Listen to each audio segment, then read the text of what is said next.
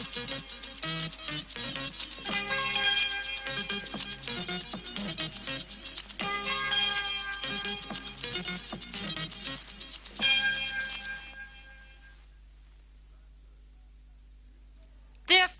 20h avec Dominique Baudis, ticket modérateur, le combat du 13 mai, l'ensemble des organisations syndicales condamnent la réforme de la sécurité sociale, mais pas d'unité d'action. Nouveau coup d'État en Ouganda, des militaires favorables à l'ancien président Obote ont pris le pouvoir à Kampala. Cisjordanie, tension persistante, c'est le constat de notre envoyé spécial Robert Buchard, la répression israélienne déclenche des grèves. Drouot retrouve Drouot après 4 ans d'exil, l'hôtel des ventes devient beau et pratique. Bonsoir.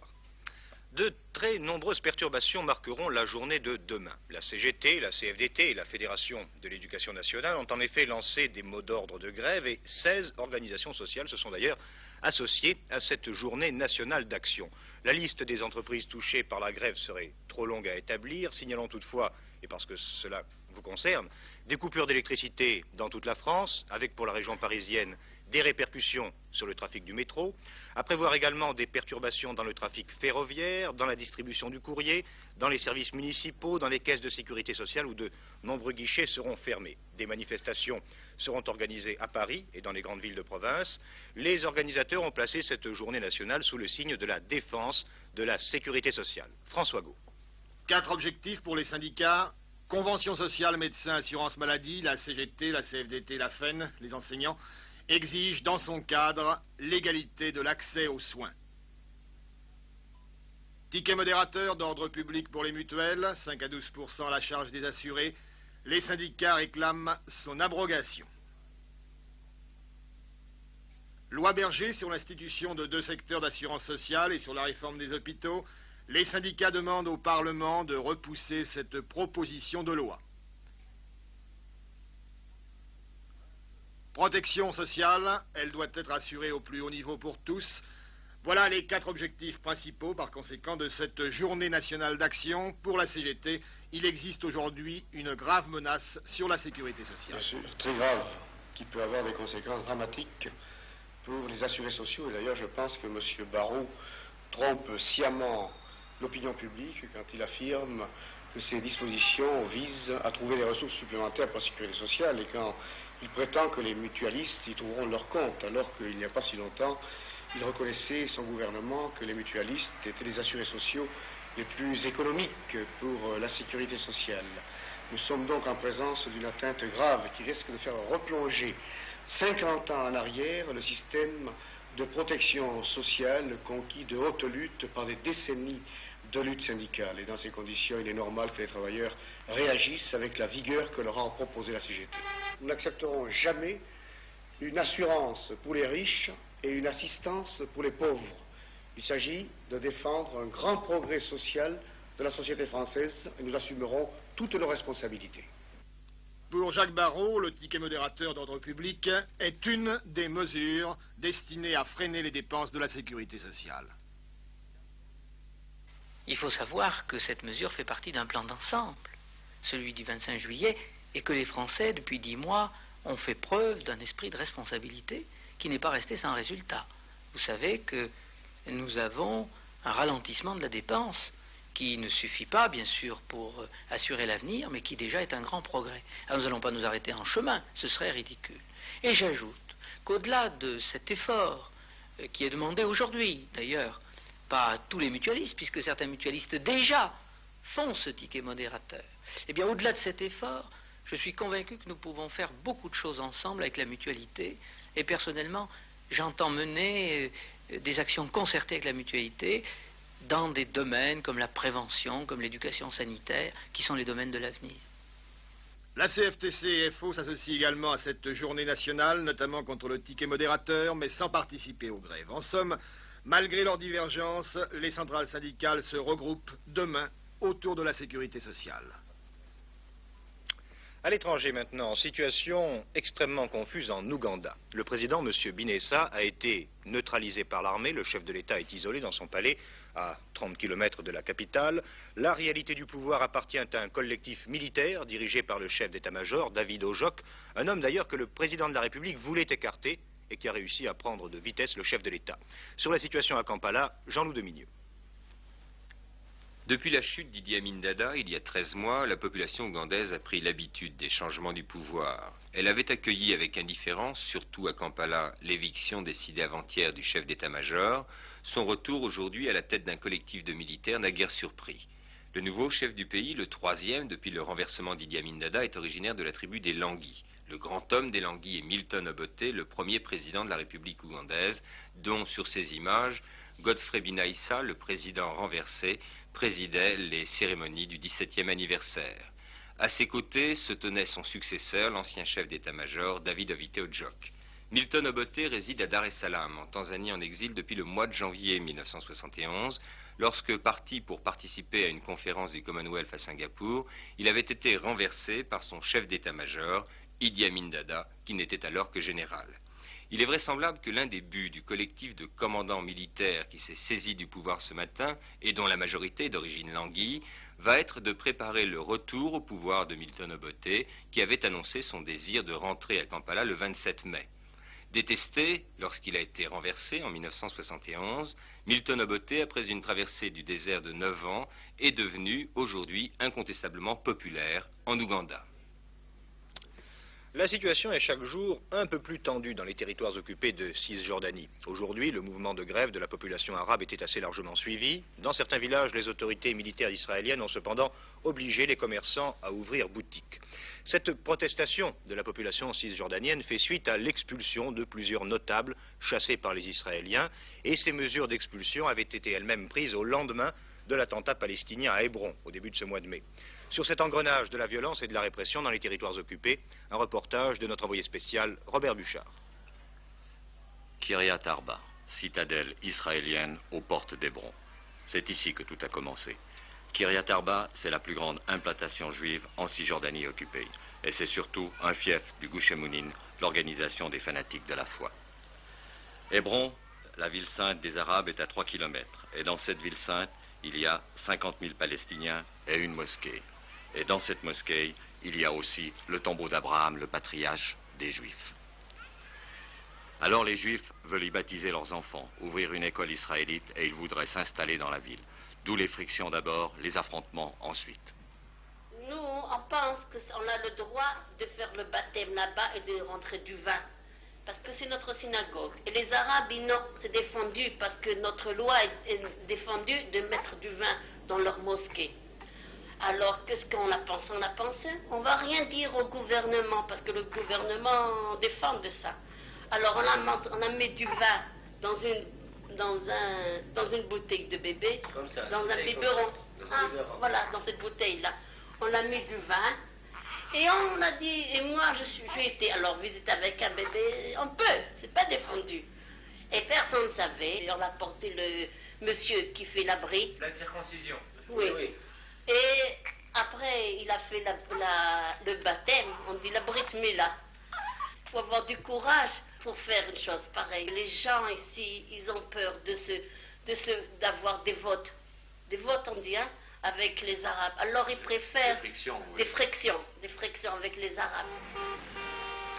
Résultat de tout ceci, il y a 8 jours, un groupe de Palestiniens a tiré sur les Juifs qui sortaient de la mosquée. Une fusillade qui faisait 5 morts et 17 blessés.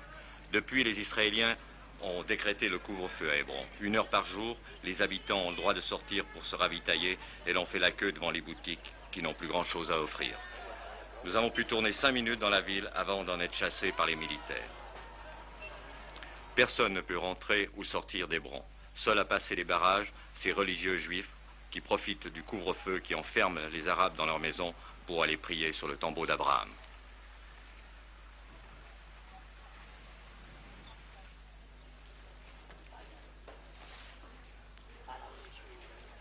Bien d'autres villes de Cisjordanie occupées subissent le même couvre-feu. Il y a des villages où depuis 7 jours, les habitants ne peuvent plus sortir de leur maison.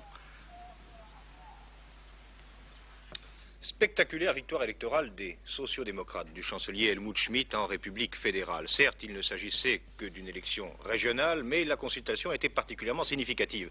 Elle se déroulait en effet en Rhénanie-du-Nord-Westphalie, c'est le land le plus peuplé, le plus représentatif. Avec 48,5% des voix, les sociodémocrates sont très bien placés 6 mois avant les élections générales du mois d'octobre prochain. Une analyse de notre correspondant permanent, Bernard Volker. Le chancelier Schmitt a toutes les chances de l'emporter aux élections législatives d'octobre prochain. C'est ce que l'on pense ici à Bonn aujourd'hui, après le succès considérable du parti du chancelier aux élections régionales en Rhénanie-Westphalie. Le tiers des électeurs de toute la République fédérale s'est en effet prononcé très clairement en faveur des sociodémocrates qui gagnent plus de 3% des voix par rapport à 1975 et obtiennent la majorité absolue au Parlement régional. L'échec de l'opposition dirigée par Franz Josef Strauß est important. Les chrétiens démocrates enregistrent en effet une de leurs plus fortes pertes avec moins 3,8%. Autre résultat important, la disparition des libéraux qui n'ont pas franchi la barre des 5%. Cet échec des alliés de M. Schmitt va sûrement polariser davantage encore la campagne pour les prochaines législatives en un duel Schmitt-Strauß, c'est-à-dire gauche-droite, et peut-être modifier radicalement le paysage politique allemand si l'élément modérateur libéral disparaît. Ici Bonn, TF1. Retour aux affaires françaises, l'ajustement du franc vert est entré en vigueur aujourd'hui, un ajustement de 1,35%. Il concerne dans un premier temps le lait et la viande bovine, et cette mesure porte à 5,02% le taux des hausses des prix agricoles à la production depuis le début de l'année 80. Cet ajustement sera d'ailleurs appliqué au sucre le 1er juillet et aux céréales le 1er août. D'autre part, cet après-midi, le chef de l'État a eu un entretien avec M. Raymond Barre consacré à ces problèmes agricoles. M. Raymond Barre recevra dans les prochaines semaines les principaux dirigeants des organisations professionnelles. Et ce soir, Emmanuel Delataille, sur ce plateau, reçoit M. Méhaignery, le ministre de l'Agriculture. Oui, monsieur le ministre, il y a beaucoup d'affolement dans les campagnes sur les moyens d'avoir les 10% de hausse des prix promis. Alors résumons, 5% sur ces 10% sont déjà faits et garantis aux agriculteurs. Restent les 5% suivants. Le président de la République vient de confirmer qu'en cas d'échec des négociations de Bruxelles, le 1er juin, il y aurait une garantie de hausse de 10% au total sur les prix agricoles après consultation des organisations professionnelles. Mais quelles mesures nationales? Des mesures simples, concrètes, que nous examinerons dans les prochains jours au niveau du Premier ministre avec les organisations professionnelles, des mesures de nature fiscale, des mesures pour les jeunes qui ont investi dernièrement et qui sont dans une situation difficile, et enfin des mesures que je viens de prendre sur les légumes, sur le porc ou sur les céréales pour améliorer le revenu de ces producteurs.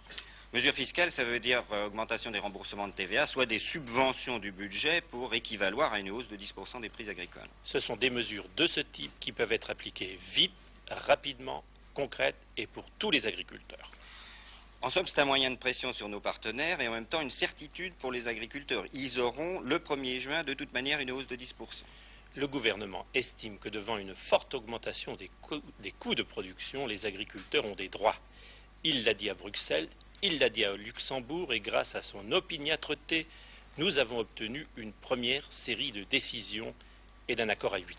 Cet accord à 8, nous disons que coûte, nous l'appliquerons avant le 31 mai.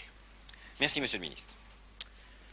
C'est par la visite d'une léproserie que le pape Jean-Paul II a achevé ce matin son périple africain. Un voyage, vous le savez, de 10 jours qu'il a conduit dans 6 pays différents. Le souverain pontife regagne Rome ce soir.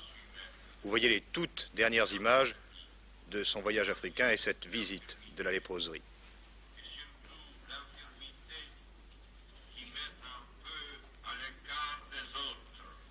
Le pape regagne donc ce soir le Vatican, mais il reprendra très bientôt son bâton de pèlerin pour se rendre en France. Il séjournera dans notre pays du 30 mai au 2 juin. Ce sera la première visite pontificale depuis 166 ans et des centaines de milliers de fidèles sont attendus à l'occasion des différentes cérémonies qui marqueront ce voyage. Ceux qui veulent y assister doivent d'ailleurs s'y prendre dès maintenant pour organiser leur déplacement, pour prévoir leur hébergement. Et Jacques Hébert nous fournit quelques informations de caractère pratique. Si vous désirez venir à Paris pour cette visite de Jean-Paul II, vous vous heurterez essentiellement à 2 difficultés, les transports et l'hébergement. Les transports d'abord, sachez qu'entre le 30 mai et le 2 juin, il ne reste presque plus un seul quart de disponible à travers toute la France. Sachez également que la SNCF prévoit un certain nombre de trains spéciaux. Déjà 10 sont retenus dès aujourd'hui pour transporter plus de 10 000 personnes. Et puis Air Inter programma des vols spéciaux. Pour tous ces problèmes de transport, eh bien, il faut vous adresser à la direction des pèlerinages de l'évêché de votre diocèse. Deuxième difficulté, l'hébergement à Paris. à un moment déjà critique d'ailleurs, avec à cette époque les débuts de l'afflux traditionnel des touristes. D'après les premiers renseignements que nous avons pu obtenir, il ne reste que très peu de places dans les 110 000 chambres d'hôtel de Paris et de sa région très proche. Très peu de places également dans les centres de séjour et sur les terrains de camping. Le taux de remplissage est d'ores et déjà en moyenne de 80%. Le mieux est donc de vous renseigner à l'Office de tourisme de Paris, dont l'adresse et le téléphone s'inscrivent à l'instant sur votre écran. C'est également cet office qui vous indiquera certaines places payantes disponibles chez l'habitant. Quant aux cérémonies, eh bien pas la peine de courir après quelques billets ou quelques places privilégiées. Seuls les handicapés auront droit à des places réservées à l'avance. Il faudra pour cela qu'ils s'adressent à leurs associations. Et puis, si malgré tout cela, vous ne pouvez venir à Paris, eh bien, sachez que TF1 retransmettra la quasi-totalité de cette visite de Jean-Paul II en France avec plus de 10 heures de direct. Vendredi 30 mai de 16h à 18h, arrivée du pape à Orly, réception par le président de la République, place de la Concorde, puis cortège à travers Paris jusqu'à Notre-Dame. Samedi 31 mai de direct, de 9h50 à 11h, visite du souverain pontife à l'Élysée, et de 18h à 19h45, messe à la basilique de Saint-Denis. Dimanche 1er juin de 10h15 à 13h, la messe au Bourget, qui sera le point culminant de cette visite. Et puis lundi 2 juin, de 15h30 à 17h, messe à la basilique de Lisieux. Enfin, bien entendu, entre le 30 mai et le 2 juin, nous vous proposerons de larges résumés de cette visite papale dans toutes nos éditions quotidiennes d'information. Nouveaux incidents aujourd'hui dans les universités de Grenoble et de Nice. À Grenoble, les forces de l'ordre ont fait évacuer 300 étudiants qui avaient dressé des barricades près du campus. Il y a eu des bagarres avec échange de pierres et de grenades lacrymogènes. Les associations juives de France démentent que le rappel en Israël d'Abraham Primor ait été demandé par Guy Rothschild. Abraham Primor, le représentant en France du mouvement sioniste mondial, déclare pour sa part qu'il est contre la formation d'un lobby juif en France. Fusillade ce matin en plein Paris, dans le quartier des Halles, entre des policiers de l'anti-gang et de gangsters. L'un des truands a été tué, l'autre a réussi à prendre la fuite. Les gangsters avaient hier matin attaqué un supermarché près de Mantes. Un jeune homme avait été tué au cours de ce hold-up. Et puis un nouveau drame de l'autodéfense dans la région parisienne. Un ancien directeur de la Banque de France a abattu son gendre qu'il avait pris pour un cambrioleur. Après 2 tentatives de cambriolage de sa villa, M. Fournol avait acheté un fusil de chasse. Rentrant dans la nuit d'un voyage d'affaires, son gendre s'était rendu sans prévenir chez ses beaux-parents. Un rendez-vous demain dans le journal de 13h en direct de Vienne. Yves Mourouzi recevra le chancelier Bruno Kreisky, et ceci à l'avant-veille du 25e anniversaire du traité sur l'Autriche. À cette occasion, les 15 et 16 mai, des rencontres politiques importantes sont prévues entre les différents ministres des Affaires étrangères présents, et notamment entre l'américain Edmond Muskie et le soviétique Gromyko, entre Jean-François Poncet et Edmond Muskie. Des rencontres que Jean-François Poncet a confirmées dans le journal de 13h pour la première fois. Le ministre des Affaires étrangères nous a fait découvrir la cellule de crise, sorte de PC opérationnel. Cette cellule entrera en fonction au Quai d'Orsay dès qu'il y aura un point chaud quelque part dans le monde, une crise où les intérêts et la vie des citoyens français seront impliqués. Tous les moyens d'information, c'est capital pour que cette cellule puisse être... Record d'arrivée des réfugiés cubains aux USA. Rien que pour la journée d'hier, ils étaient plus de 4000 répartis à bord de 62 bateaux. Actuellement, les réfugiés cubains aux États-Unis sont au nombre de 36 000. Nouveau drame en Italie. Un fonctionnaire de l'antiterrorisme a été tué ce matin à Venise alors qu'il sortait de son domicile. Cet assassinat porte à 19 le nombre des victimes du terrorisme depuis le début de l'année. Les Anglais boudent de plus en plus le marché commun. Les 2/3 souhaitent que la Grande-Bretagne se retire du marché commun. Cela selon un sondage publié dans le Daily Mail. C'est un retournement complet des tendances par rapport au référendum de 75. Ils étaient alors 67% pour son maintien. Et puis du sport, un nouveau record du monde, cette fois en saut à la perche. Un record réussi hier par le Polonais Kozakiewicz avec 5,72 m, soit 5 cm de mieux que le précédent record d'Europe, réussi par Thierry Vigneron le 1er mai.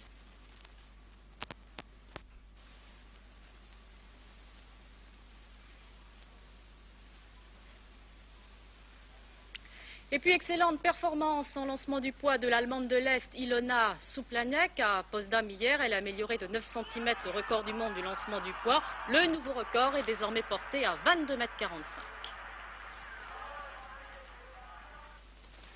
Demain, des nuages et de la pluie sur les régions s'étendant du Finistère aux Pyrénées et à la Méditerranée. Ce temps médiocre sera parfois accompagné d'orages sur les contreforts sud des massifs montagneux. Et puis, sur tout le reste de la France, eh bien, le temps sera ensoleillé et chaud comme il l'était aujourd'hui. Signalons cependant quelques passages nuageux de la Normandie au nord des Alpes.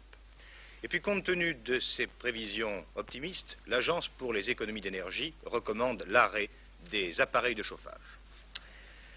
Les commissaires-priseurs et les amateurs de vente aux enchères vont retrouver leurs habitudes avec l'inauguration, demain, de la nouvelle salle des ventes Drouot 80. Pendant les 4 ans de travaux, la salle avait été transférée sur la rive gauche, à la gare d'Orsay, un transfert provisoire qui avait d'ailleurs permis d'attirer une nouvelle clientèle. La première vente dans les nouveaux locaux aura lieu dans 8 jours, mais d'ici là, une opération porte ouverte permettra au public de visiter les nouvelles installations que nous fait découvrir Christiane Delacroix. De nouveau, les marteaux d'ivoire vont battre au rythme des enchères sur la rive droite de la Seine. Reconstruit, modernisé, climatisé, Drouot 80 doit aujourd'hui répondre aux impératifs de son temps, tout en restant bien intégré dans son quartier. Le vieux Drouot poussiéreux des années 1850 a vécu, il retrouve une nouvelle vie. Première réaction, était-il nécessaire de le rétablir sur son ancien emplacement, un secteur où la circulation est très difficile? Réponse, un parking payant de 400 places a été aménagé. Sera-t-il suffisant pour résoudre les problèmes de stationnement? Ceci étant, au rez-de-chaussée, le petit Drouot, composé de 2 salles des ventes, pourra fonctionner en totale indépendance, et notamment, c'est nouveau, en nocturne et le dimanche. Selon la tradition, les salles restent tendues de rouge, la couleur par excellence, qui met en valeur les pièces présentées. Des plafonds sont équipés de grilles mobiles d'éclairage qui montent et descendent pour mieux cerner les objets. Drouot 80 comprend 16 salles des ventes, réparties sur 3 niveaux. Elles sont situées autour d'un foyer central, d'où le public peut circuler d'une vente à l'autre. Les salles figurées en rose sur le dessin sont des magasins de stockage. Éclairées par des dômes de plexiglas qui laissent passer la lumière du jour, lumière zénithale, une salle de prestige dite Espace Drouot où se feront les ventes de très haute qualité. Une salle qui peut s'agrandir par un jeu de cloisons mobiles et qui atteindra 300 mètres carrés. Dès le 14 mai, grâce à une opération porte ouverte, le public sera admis à découvrir ces nouvelles salles et à voir 2 expositions. L'une qui retrace les ventes aux enchères et le passé de Drouot, ses heures de gloire, ses grandes ventes, et une autre qui présente des pièces mises en vente lors de l'ouverture, le 20 mai prochain. Tapisseries, tableaux, meubles, objets, statuettes. Un public qui regrettera la disparition de la petite brocante.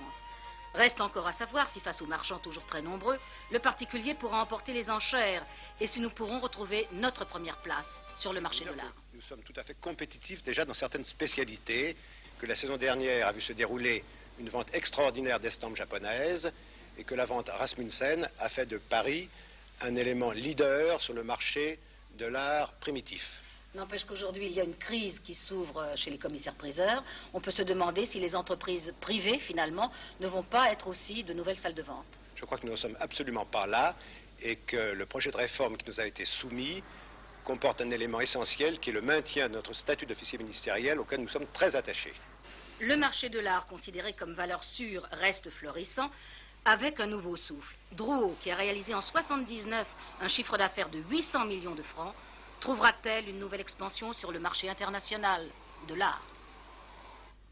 À Cannes, c'était aujourd'hui la 3e journée du festival. Après la projection de Fantastica et des Héritières, les festivaliers ont pu voir le dernier film d'Ettore Scola, La Terrasse. Jacques Idier nous en parle et il nous décrit aussi l'atmosphère dans laquelle se déroule ce festival auquel il assiste pour TF1.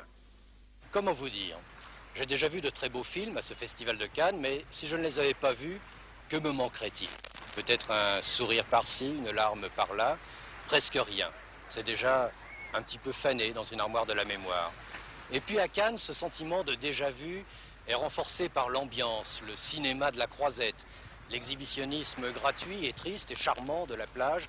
Et pourtant, je vous assure que je n'aime pas beaucoup cette phrase, ce vers désabusé. La chair est triste, hélas, et j'ai lu tous les livres.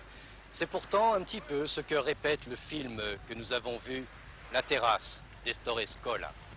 Ettore Scola est un grand créateur. Sur sa scène de La Terrasse, il observe et il nous donne à voir des hommes de 50 ans, des intellectuels qui s'effondrent, qui se laissent ronger par leur passé, qui n'imaginent plus, qui ne rêvent plus leur avenir. C'est une histoire triste qui fait rire. Et d'ailleurs, comment serait-il autrement avec Vittorio Gassman en député communiste, Ugo Tognazzi, producteur de films, Marcello Mastroianni, journaliste, Jean-Louis Trintignant, scénariste, Serge Reggiani, fonctionnaire de la télé. Quelle distribution et quel dialogue, drôle, fin, plein de ces phrases que l'on aurait aimé dire quand on a l'esprit d'escalier. Film pourtant bien long et qui amuse et qui fera réfléchir avec complaisance tous ceux qui sur toutes les terrasses du monde dissertent interminablement sur la fin de notre civilisation. Ettore Scola. Le distributeur français veut que je vous dise qu'il s'agit d'un film très amusant où on rit jusqu'à la fin. Alors je vous l'ai dit, c'est un film très amusant où on rit jusqu'à la fin.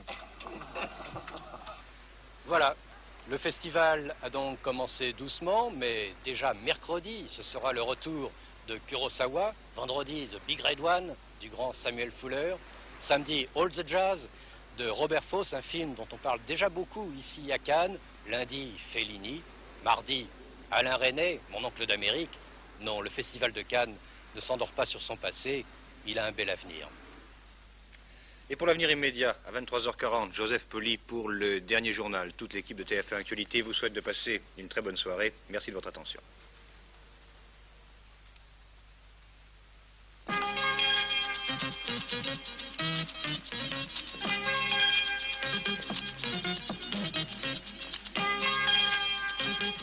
Thank you.